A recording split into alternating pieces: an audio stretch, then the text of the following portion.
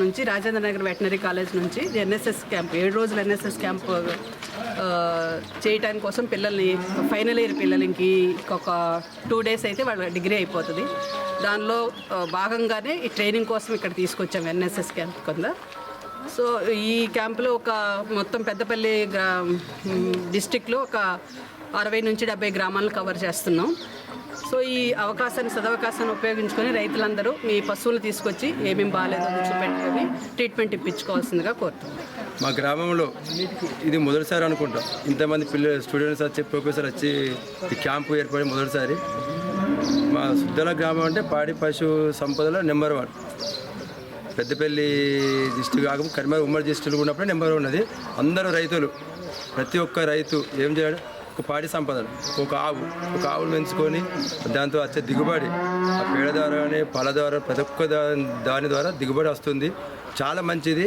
అందరూ రైతులు, ప్రతి ఒక్క రైతులు ఒక ఆవును పెంచుకొని వచ్చే సంపాదనతోటి కొంచెం అందరూ బాగుపడాలని కోరుకుంటూ ప్రతి ఒక్కరు ఈ క్యాంపును వినియోగించుకోవాలని నా యొక్క మనవి.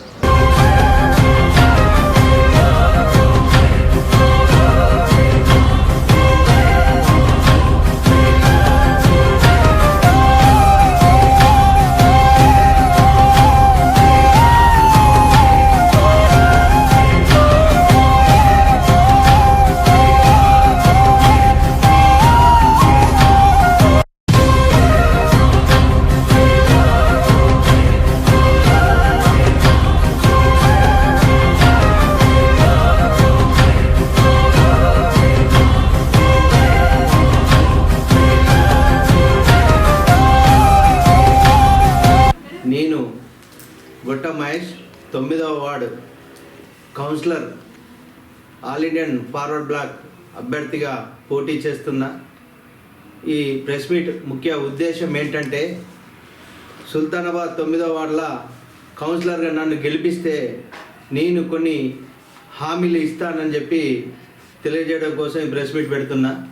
దానిలో భాగంగా ఈ సుల్తానాబాద్లో 9వ వార్డులో మేనమామ కట్నం కింద 9వ వార్డులో ఏ ఆడబిడ్డకు పెళ్ళైనా 25,000 పదహారులు ఇస్తా అని చెప్పి హామీ ఇస్తున్నా. అదేవిధంగా మేనమామ కట్నం కింద ఈ సుల్తానాబాద్ 9th వార్డులో ఏ అమ్మాయి డెలివరీ అయినా కూడా ఆడబిడ్డ పుడితే 10,000 పదహారులు ఇస్తామని చెప్పి హామీ ఇస్తున్నా. అదేవిధంగా 9వ వార్డులో మగబిడ్డ పుడితే 5,000 పదహారులు ఇస్తా అని హామీ ఇస్తున్నా. ఇట్టి హామీలన్నీ దీనికి బాండ్ పేపర్ కూడా జతపరుస్తున్నా. ఈ బాండ్ పేపర్ ముఖ్య ఉద్దేశం ఏంటంటే, నన్ను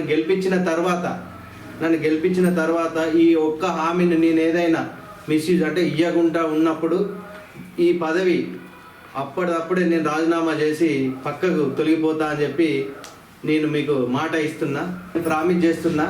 ఇట్టి హామీలు నేను నెరవేర్చకుంటే ఏ ఒక్కరు వచ్చి మున్సిపాలిటీలో కంప్లైంట్ చేసినా కూడా నేను నా కౌన్సిలర్ పదవికి రాజీనామా చేస్తా అని చెప్పి ఈ ప్రెస్ మీడియా ముఖంగా నేను తెలియజేసుకుంటున్నా. అదేవిధంగా సుల్తానాబాద్ వార్డు ప్రజలందరూ నా మీద నన్ను నమ్మకం పెట్టుకొని, గతంలో మా నాన్న ఎట్లా పనులు చేసి మమ్మల్ని మీరు అందరు గెలిపించుకొని గుండెల్లో దాచుకున్నారో అదేవిధంగా మళ్ళీ నన్ను సింహం గుర్తు, నాది ఈ సుల్తానాబాద్ 9th వార్డులో 2వ సీరియల్ నంబర్ సింహం గుర్తు మీద ఓటేసి అత్యధిక మెజార్టీతో గెలిపించాలని నా యొక్క ప్రార్థన.